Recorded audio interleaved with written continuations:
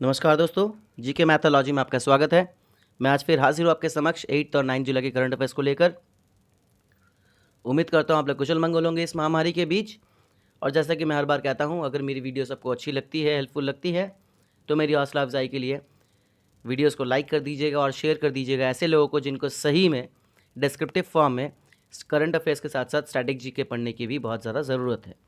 ठीक है, और मेरी वीडियोज़ की अपकमिंग नोटिफिकेशंस पाने के लिए चैनल को सब्सक्राइब कर लीजिएगा। तो चलिए बढ़ते हैं करंट अफेयर्स की तरफ। जो पहला करंट अफेयर्स है, हाल ही में कौन से स्टेट में ब्लैक बेलीड कोरल स्नेक को डिस्कवर किया गया है? कौन से राज्य में, भारत के कौन से राज्य में काले बेलीड, इसकी जो इस स्नेक की जो बेली है, पेट का अंश है वो काला होता है, ब्लैक होता है। तो ऐसे कोरल स्नेक को डिस्कवर किया गया कौन से स्टेट में? आपके ऑप्शन है महाराष्ट्र, उत्तराखंड, अरुणाचल प्रदेश, अंडमान आइलैंड्स। ठीक है, आप कमेंट बॉक्स पे आंसर दे दीजिएगा, फिर चेक कर लीजिएगा। मैं यहाँ पर आपको ये पिक्चर दिखाना चाहता हूँ, ये मैंने इंक्लूड किया है।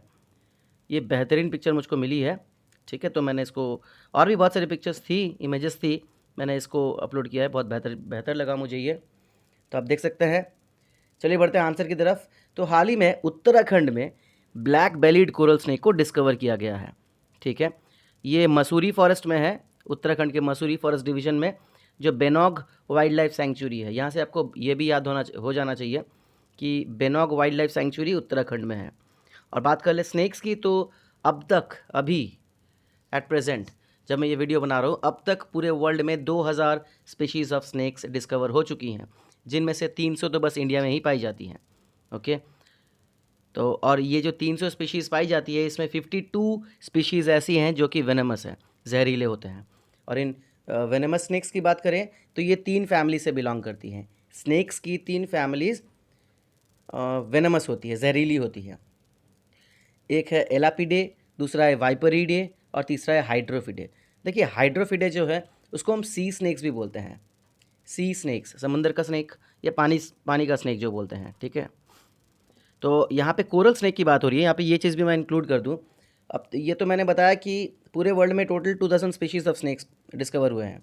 अगर सिर्फ कोरल स्नेक्स की बात करें तो पूरे वर्ल्ड में अब तक टोटल 107 कोरल स्नेक्स डिस्कवर हुए हैं, जिनमें से 7 सिर्फ इंडिया में ही डिस्कवर हुए हैं। ठीक है, तो सेकंड आपका जो नेक्स्ट पहला ऑप्शन था महाराष्ट्र, इसके बारे में जान लेते हैं। हाल ही में 2 जंपिंग स्पाइडर की नई स्पीशीज़ को डिस्कवर किया गया है महाराष्ट्र में।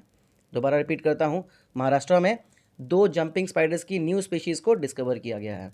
एक का नाम रखा गया है इसियस तुकारामी। ये आप याद रखिएगा, ये बहुत इंपॉर्टेंट है। इशियस तुकारामी क्यों रखा गया? तुकारामी, ये नाम आपको याद होगा, तुकाराम ओम्बले याद होगा आपको। 26/11 अजमल कसाब को, वो जो टेररिस्ट इसको, अच्छा छोड़िए, अजमल कसाब जो टेररिस्ट थे उसको कैप्चर किया गया था। और ये वो असिस्टेंट सब इंस्पेक्टर थे जिन्होंने अपने सीने पे गोली खाई थी। तो उसी सब इंस्पेक्टर के नाम पर इस स्पीशीज़, एक ये जो 2 स्पीशीज़ डिस्कवर हुई हैं, इनमें से एक स्पीशीज़ का नाम इनके नाम पे रखा गया है। ठीक है, तो एक का नाम है इसियस तुकारामी और एक का नाम है फिंटेला चौल्की। अब ये नाम रखा गया है, एक स्पाइडर रिसर्चर थे। ठीक है, एक स्पाइडर रिसर्चर है कमलेश चौल्की। ठीक है, उनके नाम पे इस स्पीशीज़ का नाम रखा गया है फिंटेला चौल्की। तो ये 2 स्पीशीज़ अभी डिस्कवर हुई है स्पाइडर जंपिंग स्पाइडर्स की, एक है इसियस तुकारामी और एक है फिंटेला चौल्की। याद रखिएगा, ये महाराष्ट्र में डिस्कवर हुई है। चलिए बढ़ते हैं नेक्स्ट ऑप्शन की तरफ। नेक्स्ट ऑप्शन थी अरुणाचल प्रदेश। मैंने आपको ये बताया था करंट अफेयर्स में कि अरुणाचल प्रदेश में हाल ही में 2 मोनल बर्ड्स डिस्कवर की गई हैं, नई मोनल बर्ड्स। ठीक है, 2 स्पीशीज़ मोनल बर्ड्स की 2 स्पीशीज़ डिस्कवर की गई है। एक का नाम है हिमालयन मोनल और एक है स्क्लैटस मोनल। ओके, चलिए बढ़ते हैं last but not the least जो ऑप्शन था अंडमान आइलैंड्स। अभी यहाँ पर हाल ही में एक नई स्पीशीज़ श्रू एक एनिमल है, इस एनिमल की एक नई स्पीशीज़ को, एक रॉडेंट है, एनिमल मीन्स रॉडेंट है ये, जिसकी नई स्पीशीज़ को डिस्कवर किया गया है नारकोंडम आइलैंड्स में, अंडमान के नारकोंडम आइलैंड्स में श्रू की एक नई स्पीशीज़ को डिस्कवर किया गया है, जिसका नाम दिया गया है क्रॉसीडूरा नारकोंडमिका। नारकोंडम आइलैंड्स में डिस्कवर हुआ, इसीलिए इसका नाम नारकोंडमिका रख दिया गया है, क्रॉसीडूरा नारकोंडमिका। चलिए बढ़ते हैं नेक्स्ट की तरफ। नेक्स्ट सवाल है, हाल ही में वो कौन सी महिला है जो पहली महिला स्विमर बनी है जो टोक्यो ओलंपिक्स के लिए क्वालिफाई कर चुकी है। पहली महिला स्विमर जो टोक्यो ओलंपिक्स के लिए क्वालिफाई कर चुकी है। आपके ऑप्शन है पूजा रानी, माना पटेल, अदिति अशोक, नेत्र कुमानन, प्रणति नायक। देखिए ये सारे के सारे नाम अभी हाल ही में करंट अफेयर्स से जुड़े हुए हैं। तो चलिए देख लेते हैं, आप अपने आंसर्स कमेंट बॉक्स में दे दीजिएगा। यहाँ मैंने एक पिक्चर इंक्लूड की है, ये 3 स्विमर्स हैं, इंडियन स्विमर्स जो अभी टोक्यो ओलंपिक्स के लिए क्वालिफाई कर चुके हैं। श्रीहरि नटराज, साजन प्रकाश और ये है माना पटेल। ओके, ये जो आपको बीच में दिख रहे हैं ये है माना पटेल जो हाल ही में टोक्यो ओलंपिक्स के लिए पहली स्विमर बनी है क्वालिफाई करने वाली। ओके, चलिए, तो माना पटेल वो पहली स्विमर बनी है, महिला स्विमर, और तीसरी स्विमर बनी है, पहली महिला स्विमर और तीसरी स्विमर, इंडियन स्विमर जो टोक्यो ओलंपिक्स 2021 के लिए क्वालिफाई कर चुकी है। बात करें टोक्यो ओलंपिक्स 2021 की, तो स्टार्ट होने वाली है, आपको पता है, मैंने बता दिया है, 23 जुलाई से 8 अगस्त तक। ठीक है, बात कर ले माना पटेल की, तो ये एक बैक स्ट्रोक स्विमर है। इन्होंने 50 मीटर और 200 मीटर कैटेगरी में गोल्ड भी जीता है नेशनल गेम्स में। ओके, ये अहमदाबाद से बिलोंग करती है। और साथ साथ जैसे कि मैंने कहा आपको, श्रीहरि नटराज और साजन प्रकाश, ये साजन प्रकाश है, आपको दिख रहे होंगे, ये साजन प्रकाश है और ये है श्रीहरि नटराज। ठीक है, ये 2 लोग भी, ये 2 स्विमर भी क्वालिफाई कर चुके हैं।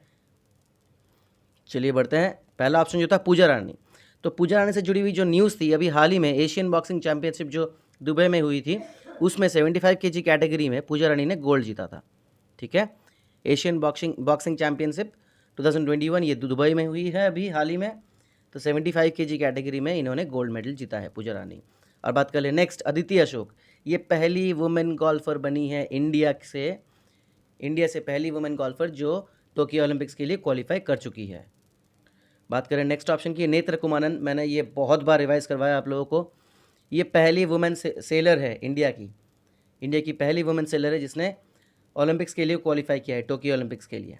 और प्रणति नायक, ये भी मैंने बता दिया आपको, ये 2-3 नाम बहुत ज़्यादा रिवाइज करवा दिया मैंने। प्रणति नायक जो है ये इंडिया की सेकेंड वुमेन जिमनास्ट है जो टोक्यो ओलंपिक्स के लिए क्वालिफाई कर चुकी है। ओके, चलिए बढ़ते हैं नेक्स्ट की तरफ। अभी जो टोक्यो ओलंपिक्स की ओपनिंग सेरेमनी होने वाली है, इसमें इंडिया की तरफ से फ्लैग बियरर कौन होने वाले हैं?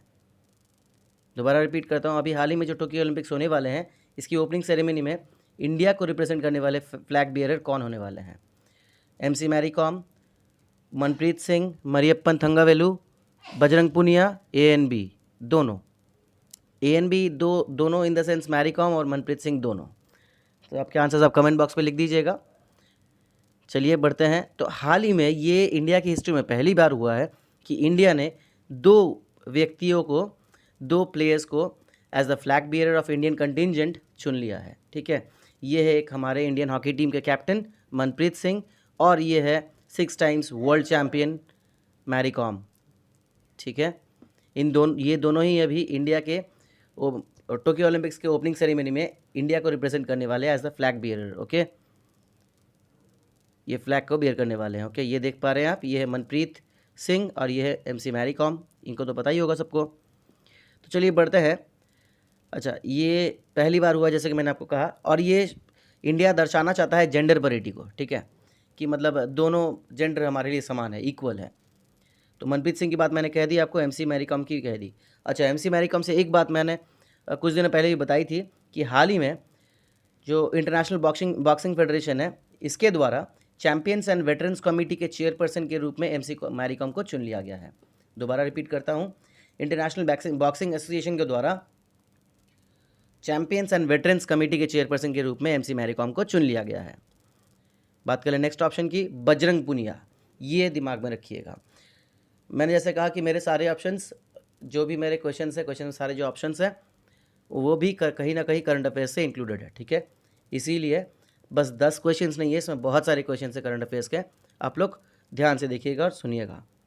ठीक है, तो ये जो बजरंग पुनिया है, इनको अभी क्लोजिंग सेरेमनी के लिए फ्लैग बियरर के रूप में चुन लिया गया है। ओके, ये क्लोजिंग सेरेमनी कब होने वाली है मैंने आपको बता दिया, 8 अगस्त को ख़त्म होने वाली है टोक्यो ओलंपिक्स, तो उसी दिन ये क्लोजिंग सेरेमनी होने वाली है। तो क्लोजिंग सेरेमनी के जो फ्लैग बियरर है वो है बजरंग पुनिया और ओपनिंग सेरेमनी के हैं मनप्रीत सिंह और MC मैरी कॉम। इधर और एक नाम देख लीजिएगा, मरियप्पन थंगावेलु।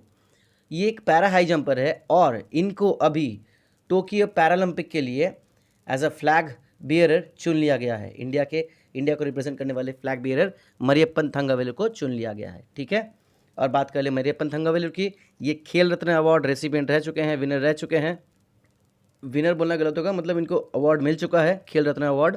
साथ साथ ये 2016 में रियो ओलंपिक्स में गोल्ड भी जीत चुके थे। ये पहले पैरालंपिक एथलीट थे इंडिया से जिन्होंने 2016 में गोल्ड जीता था हाई जंप में, ठीक है, पैरा हाई जंप में। बात कर ले पैरालंपिक पार्टिसिपेंट्स की, तो टोटल इस बार इंडिया से 72 para athletes, 72 para athletes compete करने वाले हैं, जिनमें से 18 फीमेल है और 54 मेल है। ओके, चलिए बढ़ते हैं नेक्स्ट की तरफ।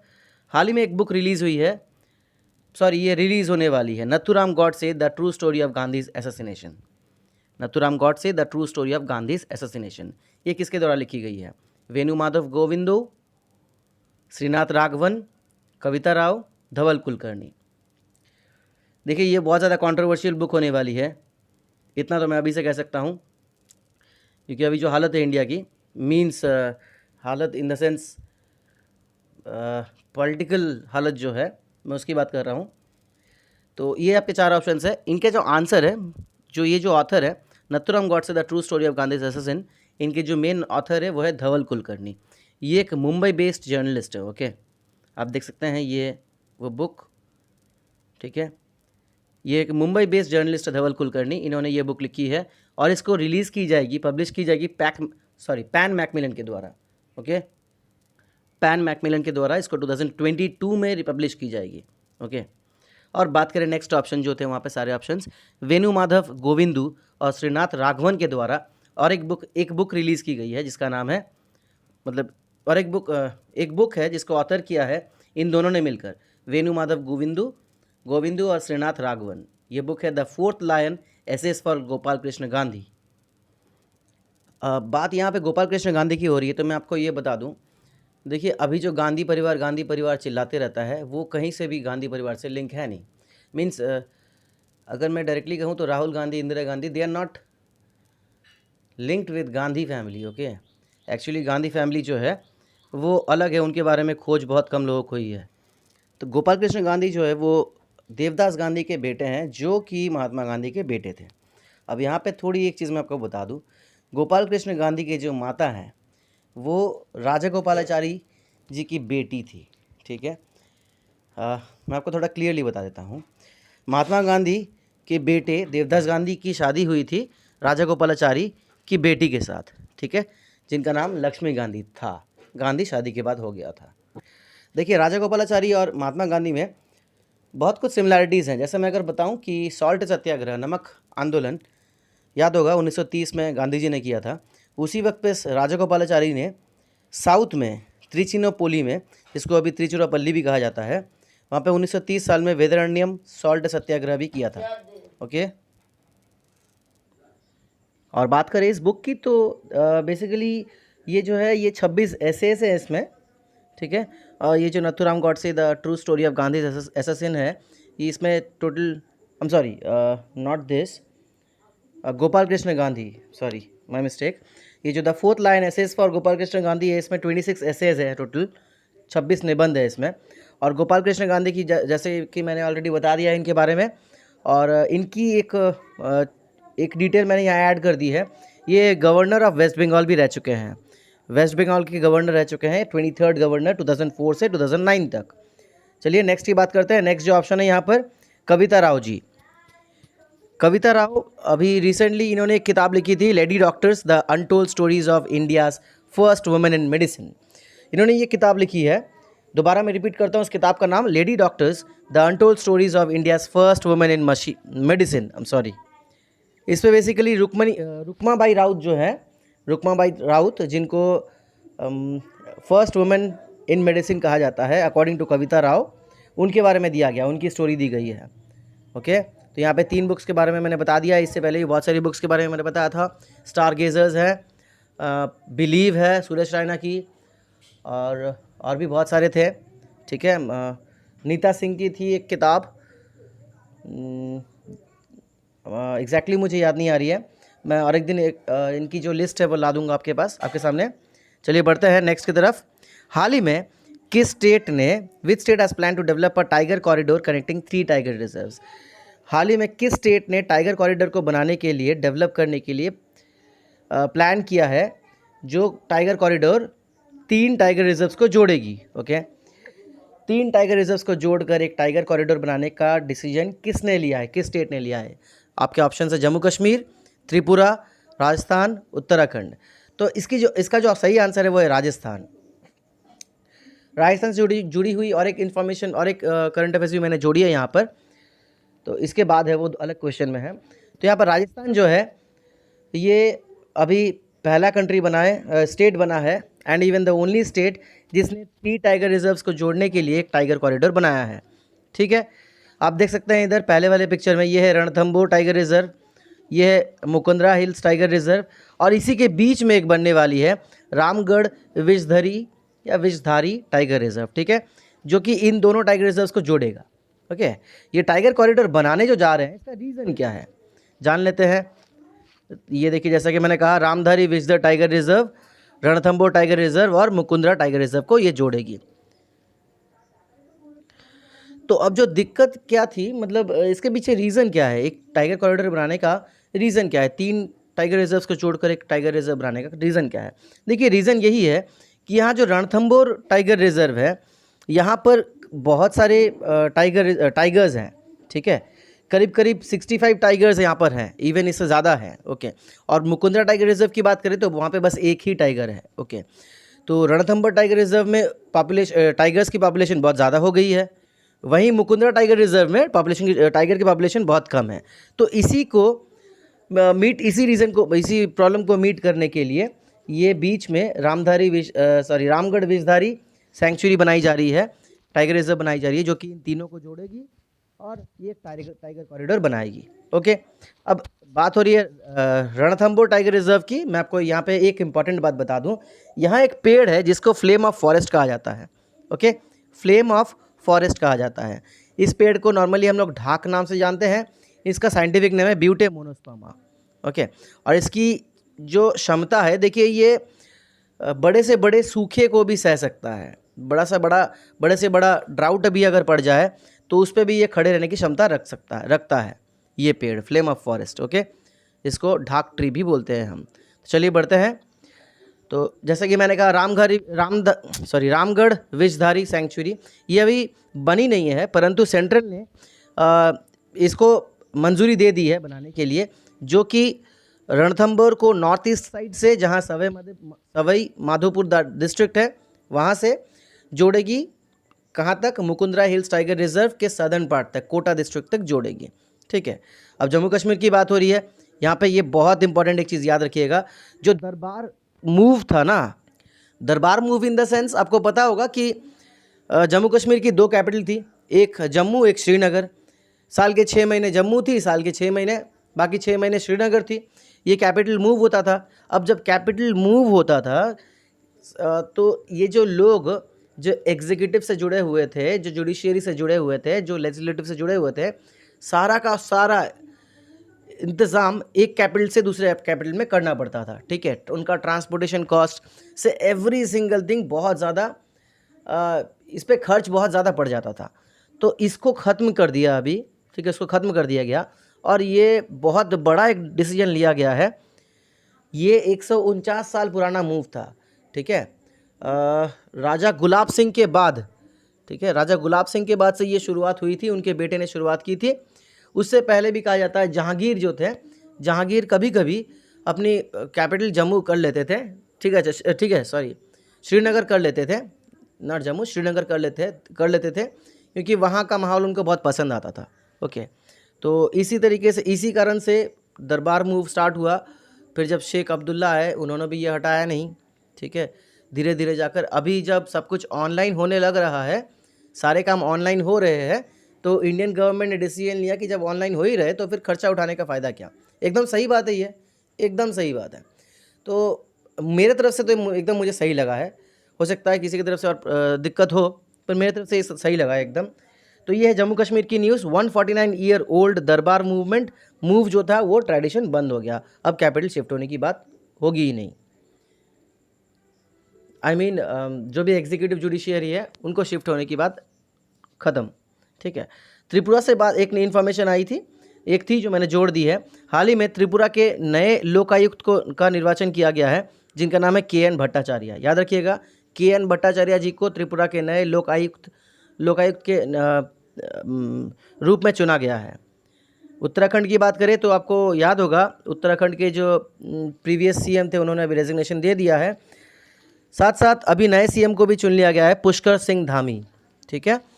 ये वहाँ के जो संगठन थे, बीजेपी के संगठन थे, उनके प्रमुख थे, तो उनको अभी चुन लिया गया है as the next chief minister of Uttarakhand, Pushkar Singh Dhami. Okay, तो चलिए बढ़ते हैं नेक्स्ट की तरफ।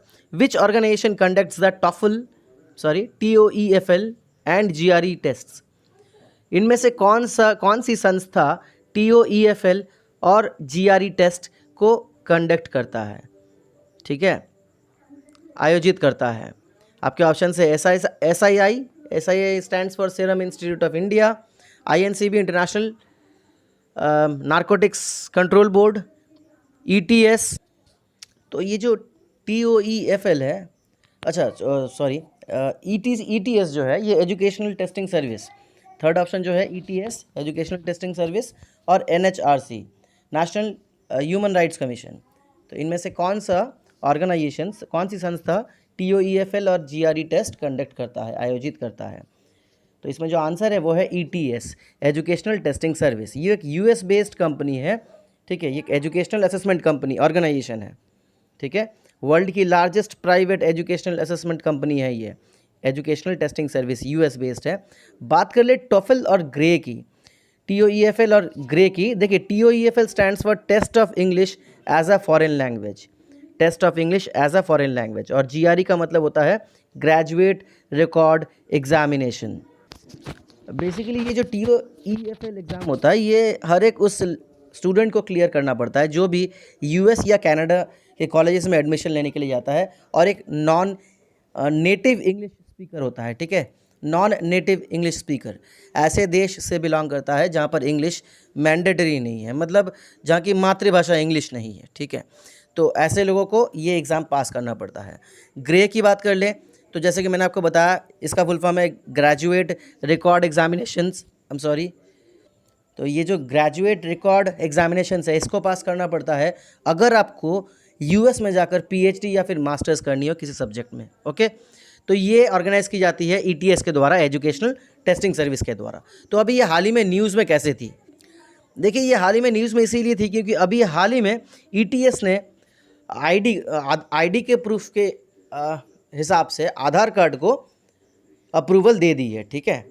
तो आधार कार्ड को ये एज एन ID प्रूफ अभी मानेंगे, ठीक है, यही थी न्यूज़। और बात कर ले बाकी जो ऑप्शंस थे मेरे, मैंने यहाँ पे फुल फॉर्म दे दिया है, आधार कार्ड जो है अभी वैलिड माना जाएगा। NHRC की बात कर ले, नेशनल ह्यूमन राइट्स कमीशन, इसके अभी हाल ही में न्यू चेयरपर्सन चुने गए हैं जस्टिस अरुण कुमार मिश्रा जी। INCB की बात कर ले तो जगजीत पवड़िया जी जो है, तो वो अभी प्रेसिडेंट चुने गए हैं। INCB की हेडक्वार्टर्स है वियना ऑस्ट्रिया में।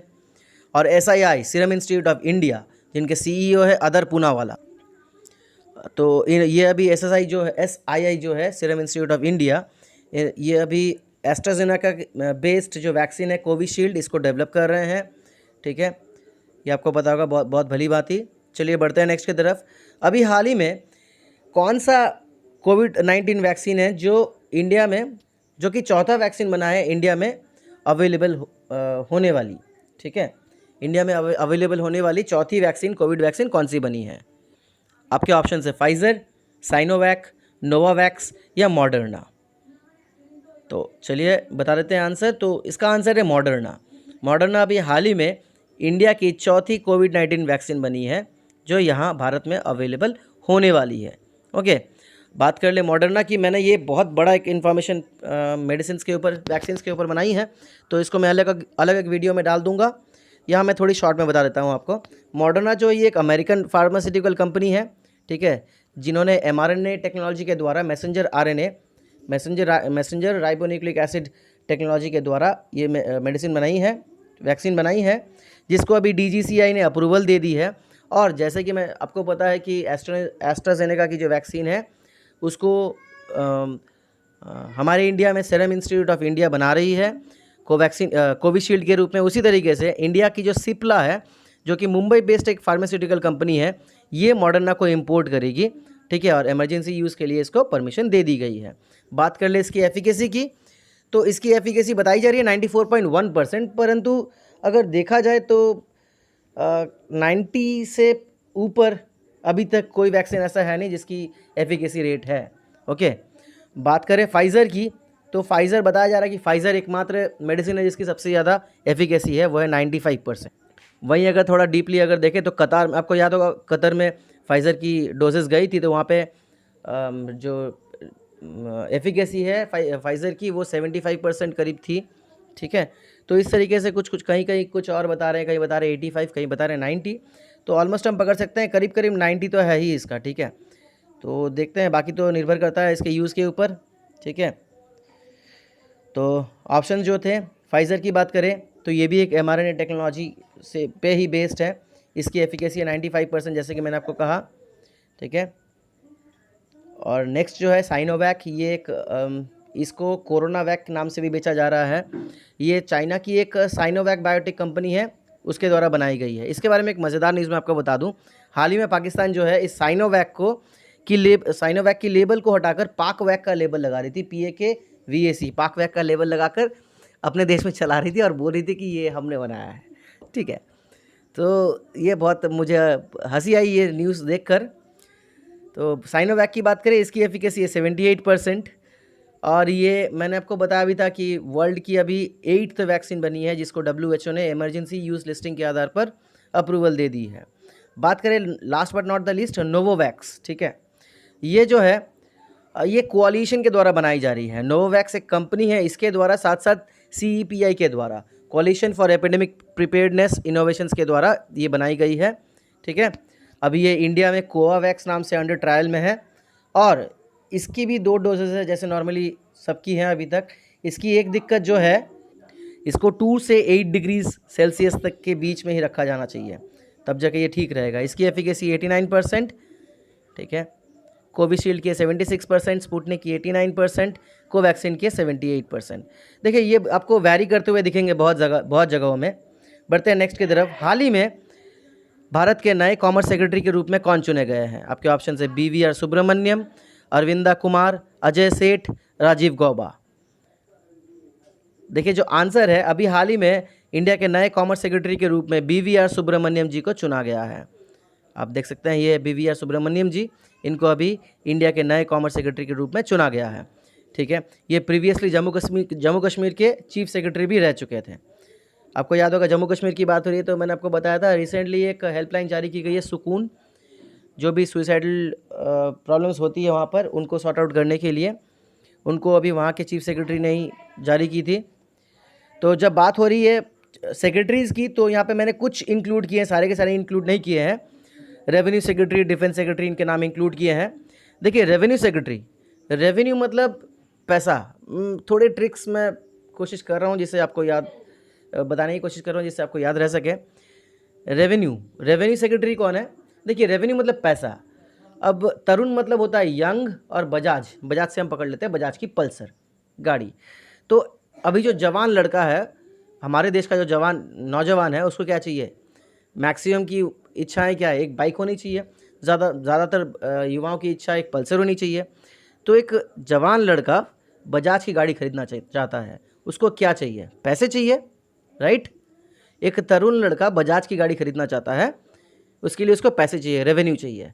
तो आप इससे रिलेट कर सकते हैं, revenue secretary means Tarun Bajaj, okay. Defence की बात करें, अजय कुमार। देखिए अजय मतलब क्या है? जिसको कोई हरा नहीं सकता।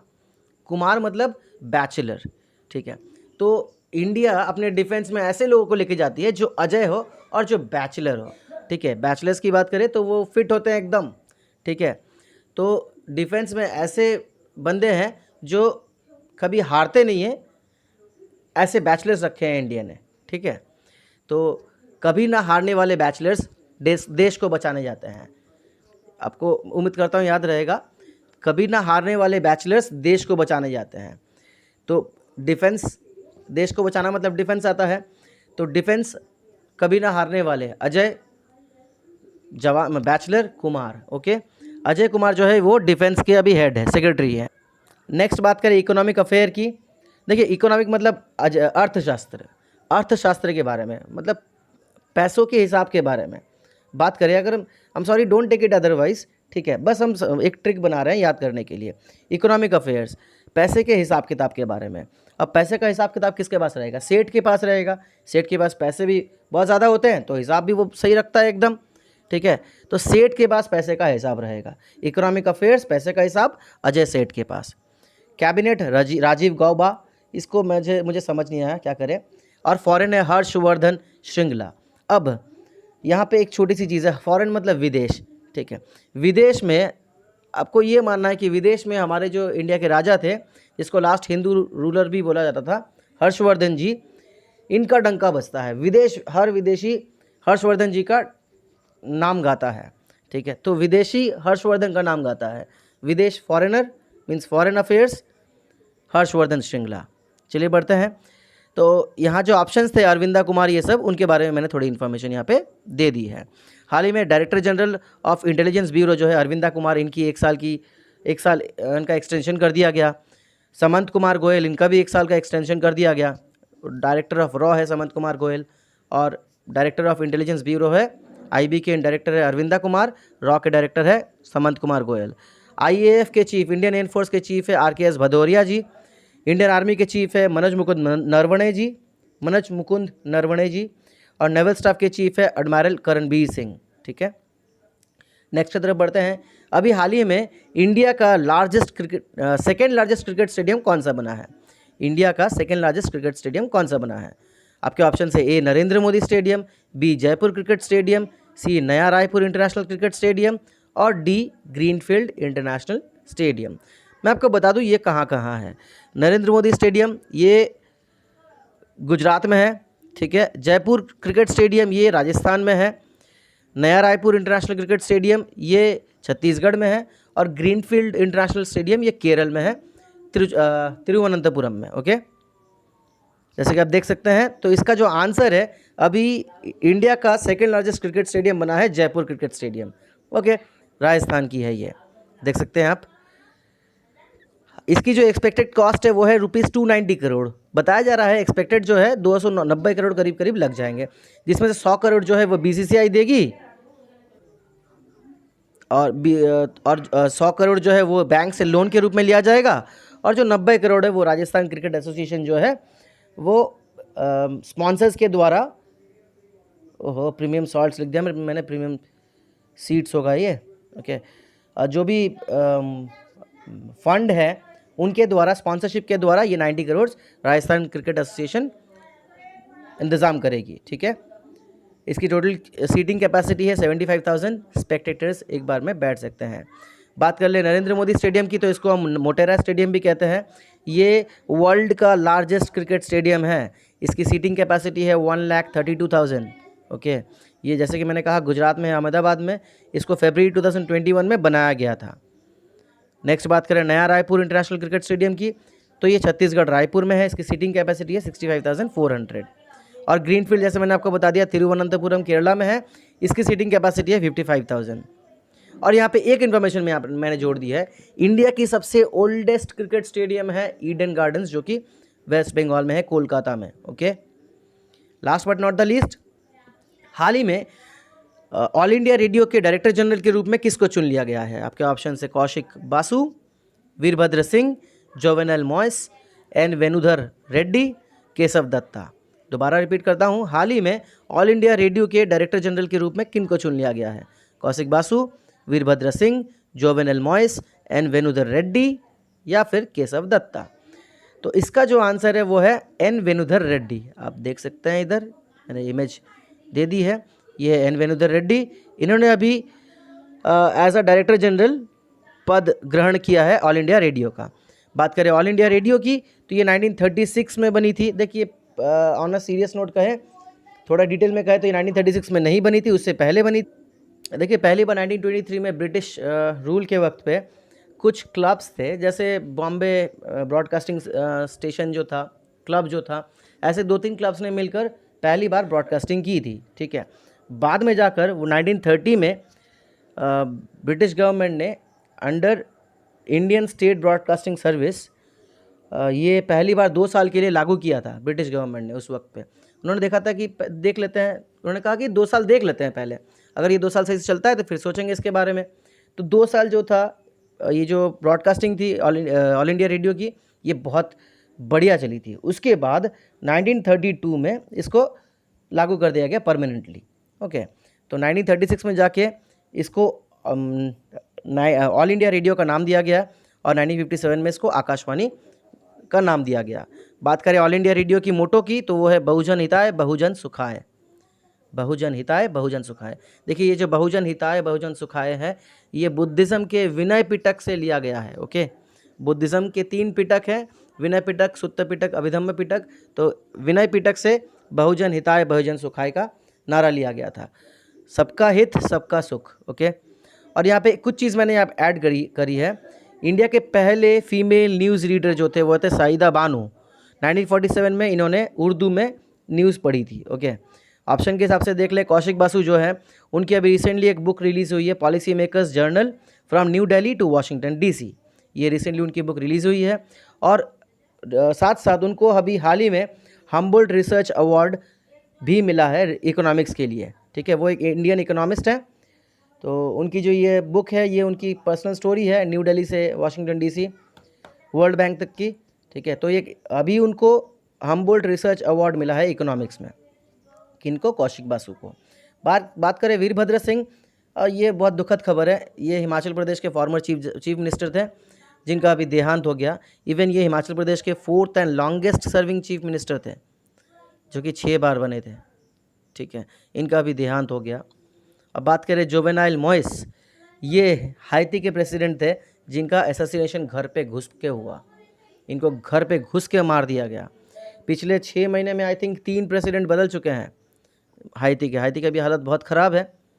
अब बात करें हाइती की, तो कैपिटल है पोर्ट आउ प्रिंस, करेंसी है Haiti gourde, okay. Port au Prince और करेंसी है हाइती गॉर्डे।